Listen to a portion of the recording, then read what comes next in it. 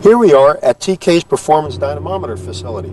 On our first visit to the dyno, we ran our engine with the Callies crankshaft and Oliver rods, our higher output engine. It was immediately apparent that the engine needed more airflow than the Performer intake manifold supplied.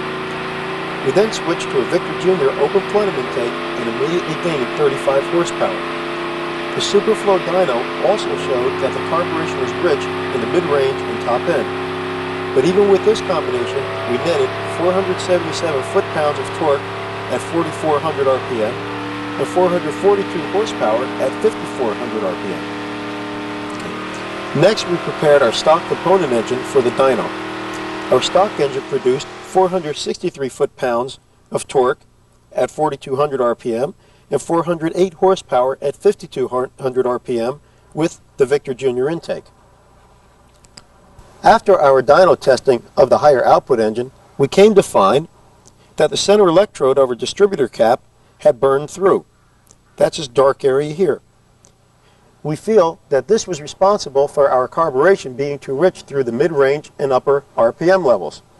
We also found during our track testing that the carburetor in fact was too lean, and we had to increase the jet size in the secondary by 5 full jet sizes to get proper mixture for our quarter-mile runs.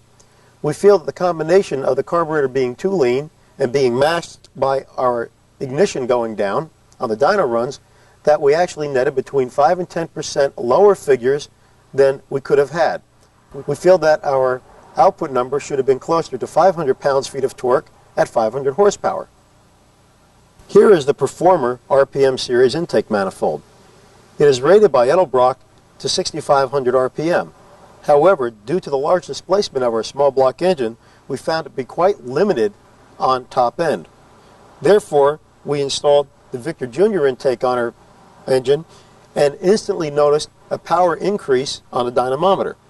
Traditionally, as we stated before, the open plenum usually is not as good at low RPM as it is at high RPM.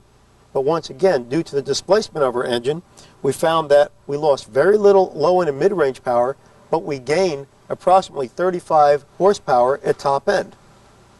A dynamometer is an extremely valuable tuning tool. It is, however, a tool. The real test for any engine is the application itself in the car the engine was built for and with the driver of that car. So let's pack up and head to Raceway Park for on-track testing. Here we are at Raceway Park at Englishtown, New Jersey.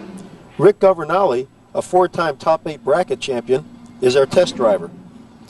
Our car in race trim netted in at 3,900 pounds curb weight with the fuel and driver, with stock suspension, a 390-to-1 rear axle ratio, a 2,500 RPM street stall converter, and we ran it through the mufflers.